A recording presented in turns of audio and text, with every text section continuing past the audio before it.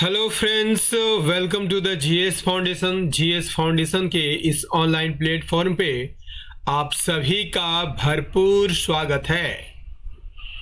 आज के सेशन में हम लोग करने वाले हैं हिस्ट्री की क्लास, और हिस्ट्री की क्लास में हम लोग देखेंगे टॉप एमसीक्यू।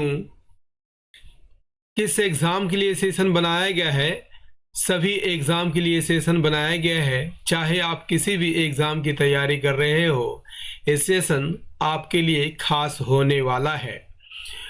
तो चलिए शुरुआत करते हैं आज के सेशन को। लेकिन सेशन में जाने से पहले आप सभी छात्रों से अनुरोध है कि आप इस सेशन को आखिरी तक अवश्य देखिएगा।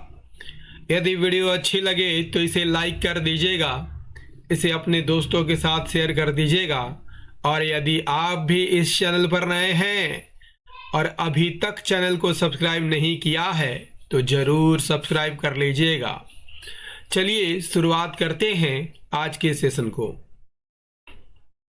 पहला सवाल आपके स्क्रीन पर है, सिंधु सभ्यता के लोग सुमेरिया के साथ व्यापारिक संबंध रखते थे, ताम्र सिक्के का प्रयोग करते थे, किसी धर्म का अनुसरण नहीं करते थे, दास प्रथा अपनाते थे।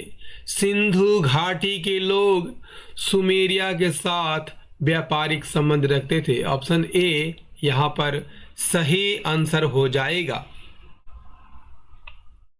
सिंधु सभ्यता के लोगों के पास सुमेरिया के साथ व्यापारिक संबंध थे। उन्होंने ताम्र सिक्के का प्रयोग नहीं किया, वे वस्तु विनिमय पर निर्भर थे। कुछ प्रमाणों से पता चलता है कि वे किसी न किसी धर्म का पालन करते थे, लेकिन इसका स्पष्ट रूप से प्रमाण नहीं मिलता है। दास प्रथा के प्रचलन के बारे में भी कोई पुख्ता सबूत नहीं मिला है। आइए अगला सवाल करते हैं। अगला सवाल है, निम्नलिखित में से कौन से देवता एशिया माइनर के बोगसकोई अभिलेख में उल्लेखित हैं? एशिया माइनर के बोगसकोई अभिलेख में आपको इंद्र, मित्र,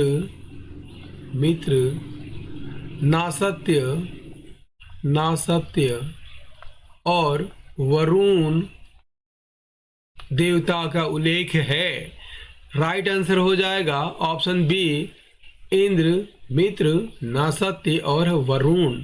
ऑप्शन बी यहाँ पर सही आंसर हो जाएगा। बोगसकोई अभिलेख एशिया माइनर यानी आधुनिक तुर्की से मिला एक प्राचीन अभिलेख है। इसमें 4 वैदिक देवताओं इंद्र, मित्र, वरुण और नासत्य का उल्लेख मिलता है। यह अभिलेख ऋग्वेद के कालक्रम निर्धारण और आर्यों के मध्य एशिया से जुड़ाव के प्रमाण के रूप में महत्वपूर्ण अभिलेख हैं। आइए अगला सवाल कर लेते हैं। अगला है, महत्वपूर्ण व्यापारिक केंद्र प्रतिष्ठान किस नदी के किनारे अवस्थित था?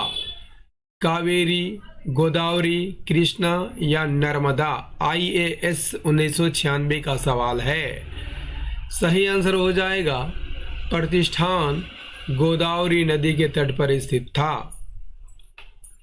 प्रतिष्ठान को पैठन भी कहा जाता था और ये सातवाहन साम्राज्य की राजधानी थी। इसका उल्लेख पेरिप्लस ऑफ द एरिथ्रियन सी में भी है और यह वर्तमान में महाराष्ट्र में गोदावरी नदी के किनारे स्थित है। आइए अगले सवाल की ओर बढ़ते हैं। अगला सवाल है, वज्रयान बौद्ध धर्म में बुद्ध बोधिसत्व की संगनी को क्या कहा जाता था? मातंगी, योगिनी, डाकिनी या तारा? ये भी IAS 1994 का सवाल है। तो बुद्ध बोधिसत्व की संगनी को तारा के नाम से जाना जाता था। वज्रयान बौद्ध धर्म में बुद्ध या बोधिसत्व की संगनी को तारा कहा जाता था। तारा एक महिला बोधिसत्व या देवी है जिन्हें करुणा और सफलता का प्रतीक माना जाता है, उन्हें अक्सर एक संरक्षक देवी, बोधिसत्व, अवलोकितेश्वर के स्त्री के रूप में पूजा जाता है। आइए अगले सवाल की ओर बढ़ते हैं। अगला सवाल है, मौर्य साम्राज्य में लक्षणाध्यक्ष का दायित्व क्या है? लक्षणाध्यक्ष का दायित्व क्या है? सही आंसर हो जाएगा, इसका दायित्व सिक्के जारी करना था। ऑप्शन बी सही आंसर हो जाएगा। लक्षणाध्यक्ष टकसाल का अधीक्षक होता था, जो मौर्य साम्राज्य में सिक्के जारी करने और मुद्रा प्रणाली की देख रेख के लिए जिम्मेदार था। उस काल का मुख्य सिक्का क्या कहलाता था? पन कहलाता था, जो चांदी का बना होता था। आइए अगले सवाल की ओर बढ़ते हैं। अर्घट शब्द का अर्थ क्या है? चरखा, देवताओं को अर्घ्य देने वाला पात्र, सिंचाई का साधन या कुमार का चक्र। अर्घट क्या था? अर्घट क्या था? राइट आंसर हो जाएगा, सिंचाई का साधन था। यूपी पीसीएस 1996 का सवाल है, काफी इंपॉर्टेंट सवाल है। अर्घट शब्द का अर्थ एक पारंपरिक सिंचाई उपकरण या फारसी पहिया से है। इस यांत्रिक उपकरण में एक बड़ा ऊर्ध्वाधर पहिया होता था, जिसके किनारे मिट्टी के बर्तन या बाल्टियां लगी होती थी। इसका उपयोग कुओं और अन्य जल स्रोतों से पानी खींचकर खेतों की सिंचाई के लिए किया जाता था। यह आमतौर पर बैल, भैंस या ऊंट से खींचा जाता था। आइए अगले सवाल की ओर बढ़ते हैं। गुप्त वंश का प्रथम शासक कौन था, जिसने महाराजा धीराज की उपाधि धारण की थी? घटोत्कच, चंद्रगुप्त प्रथम, श्रीगुप्त या उपर्युक्त सभी? गुप्त वंश का प्रथम शासक कौन था जिसने महाराजा धीराज की उपाधि धारण की थी? सही आंसर हो जाएगा, चंद्रगुप्त प्रथम ने की थी। चंद्रगुप्त प्रथम ने लगभग 320 ईसा पूर्व में गुप्त वंश का पहला शासक बना और महाराजा धीराज की उपाधि धारण की थी। श्रीगुप्त की बात करते हैं तो श्रीगुप्त गुप्त वंश का संस्थापक था, लेकिन उसने केवल महाराज की उपाधि धारण की थी। घटोत्कच की बात करते हैं तो श्रीगुप्त के पुत्र थे और चंद्रगुप्त प्रथम के पिता थे। इन्होंने भी महाराज की उपाधि धारण की थी। आइए अगले सवाल की ओर बढ़ते हैं। और दोस्तों, सेशन को लाइक करते चलिएगा, क्योंकि अच्छे काम हमेशा करते रहना चाहिए। चलिए अगला सवाल कर लीजिए। गुप्तोत्तर काल में निम्नलिखित फसलों में से किसका उत्पादन सर्वाधिक होता था? गेहूं, चावल, ईख या दालें? गुप्तोत्तर काल में चावल का उत्पादन सबसे अधिक होता था। गुप्तोत्तर काल के दौरान भारत की अर्थव्यवस्था का मुख्य आधार कृषि था। ठीक है, इस अवधि में प्राचीन भारतीय इतिहास में चावल एक प्रमुख खाद्यान्न फसल रहा, विशेषकर उन क्षेत्रों में जहां मानसूनी जलवायु और पानी की उपलब्धता थी। सिंचाई सुविधाओं के विकास और कृषि तकनीकों में प्रगति के कारण चावल का उत्पादन व्यापक रूप से होता था। आइए अगले सवाल की ओर बढ़ते हैं।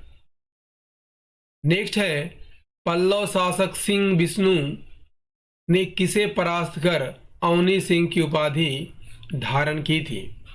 चोल शासक, बादामी के चालुक्य शासक, पांड्यों को, उपयुक्त सभी को? सही आंसर हो जाएगा, बादामी के चालुक्य को हराकर सिंह विष्णु ने अवनी सिंह की उपाधि धारण की थी। पल्लव शासक सिंह विष्णु ने अपने साम्राज्य का विस्तार किया और अपने पड़ोसी के गौरव को कम किया था, है ना। उन्होंने चोल क्षेत्र पर विजय प्राप्त किया। उन्होंने पांड्यों को भी हराया। उन्होंने अवनी सिंह यानी पृथ्वी के शेर की उपाधि धारण की थी, जो इन विजयों का प्रतीक है। सिंह विष्णु के शासनकाल के दौरान ही बादामी के चालुक्यों के साथ संघर्ष की शुरुआत हुई थी। अगला सवाल क्या है? निम्नलिखित ग्रंथों में से किसकी रचना अमोद वर्ष द्वारा की गई थी? कविराज मार्ग, गणित सार संग्रह, कर्पूरी मंजरी, युक्त सभी। राइट आंसर हो जाएगा कविराज मार्ग की रचना की थी। कविराज मार्ग राष्ट्रकूट राजा अमोद वर्ष प्रथम द्वारा लिखी गई है। यह कन्नड़ भाषा में उपलब्ध सबसे प्राचीन साहित्यिक कृति है। गणित सार संग्रह की बात कर लिया जाए तो ये महावीराचार्य द्वारा लिखी गई थी, जो अमोद वर्ष के दरबार में जैन गणितज्ञ थे। कर्पूरी मंजरी की बात करते हैं तो ये प्रसिद्ध नाटककार राजशेखर द्वारा लिखी गई थी, जो 9वीं और 10वीं शताब्दी का एक प्रख्यात कवि और गुरु थे। अगला सवाल क्या है? निम्नलिखित में से कौन पारगमन शुल्क समाप्त करने के कारण सुगंधवित विरुद्ध से सम्मानित था? राजराज प्रथम, राजेंद्र प्रथम, कुलोत्तुंग प्रथम या महेंद्र वर्मन प्रथम? सही आंसर हो जाएगा ऑप्शन सी, कुलोत्तुंग प्रथम। चोल राजा कुलोत्तुंग प्रथम को सुगंधवित की उपाधि से सम्मानित किया गया था। सुगंधवित या सुगम तीव्रता, इसका अर्थ क्या है? पारगमन शुल्क या चुंगी हटाने वाला, क्योंकि कुलोत्तुंग प्रथम ने अपने साम्राज्य में पारगमन शुल्क समाप्त कर दिया था, जिससे व्यापार को बढ़ावा मिला था। अगला सवाल कर लेते हैं। दास प्रथा के संबंध में जिस स्मृति में सर्वाधिक विस्तृत विवरण उपलब्ध होता है, उसके लेखक का नाम क्या है? मनु, याज्ञवल्क्य, नारद या बृहस्पति? सही आंसर हो जाएगा नारद स्मृति। नारद स्मृति में दास के संबंध में सर्वाधिक विस्तृत विवरण उपलब्ध होता है। इसमें 15 प्रकार के दासों का उल्लेख किया गया है। नेक्स्ट क्वेश्चन, निम्नलिखित में कौन महान इतिहासकार महमूद गजनवी के साथ भारत आया था? अल मसूदी, सुलेमान, उतवी या अल बरूनी? राइट आंसर हो जाएगा ऑप्शन डी, अल बरूनी। मोहम्मद गजनवी के साथ भारत आने वाला इतिहासकार कौन था? अल बरूनी था। अल बरूनी एक फारसी विद्वान, गणितज्ञ, खगोल शास्त्री और इतिहासकार थे, जिन्होंने भारत में रहकर यहाँ की संस्कृति, विज्ञान और धर्म पर एक पुस्तक किताब उल हिंद की रचना की थी। उतबी की बात कर लिया जाए तो महमूद के दरबार से ही संबंधित थे। इसकी रचना क्या नाम क्या है? तारीख ये यामिनी, जिसमें महमूद के अभियानों का वर्णन है, लेकिन वह मुख्य इतिहासकार नहीं था। अल मसूदी और सुलेमान महमूद से पहले के अरब यात्री और भूगोलवेता थे। नेक्स्ट क्या है? भारत की प्रथम महिला शासका कौन थी? सही आंसर हो जाएगा option C is the correct answer. Razia Sultan Delhi पर शासन करने वाली पहली महिला थी। उन्होंने 1236 से 1240 तक दिल्ली सल्तनत पर शासन किया था। इन्होंने अल-तुनिया से विवाह किया था।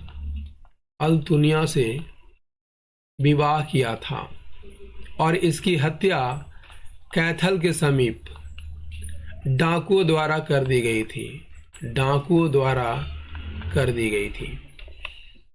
अगला सवाल कर लेते हैं। बहमनी राज्य की राजधानी गुलबर्गा से बीदर स्थानांतरित किसके काल में हुआ था? सही आंसर हो जाएगा ऑप्शन ए, शिहाबुद्दीन अहमद प्रथम के काल में।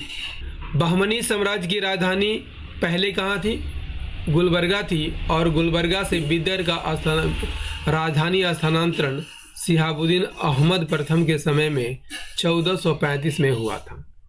गुलबर्गा के षड्यंत्र पूर्ण वातावरण, बिद्दर की आदर्श जलवायु और बहमनी राज्य के केंद्र में स्थित होने के कारण बिद्दर को गुलबर्गा के स्थान पर महत्व दिया गया था।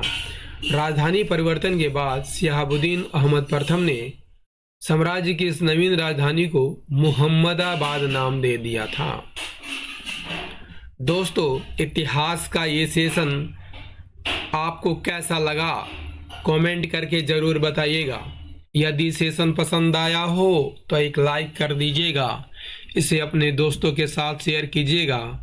और यदि आप भी इस चैनल पर नए हैं और अभी तक चैनल को सब्सक्राइब नहीं किया है तो ज़रूर सब्सक्राइब कर लीजिएगा, बेल आइकन को प्रेस करना मत भूलिएगा। तो मिलते हैं अगले सेशन में, तब तक के लिए जय हिंद, धन्यवाद।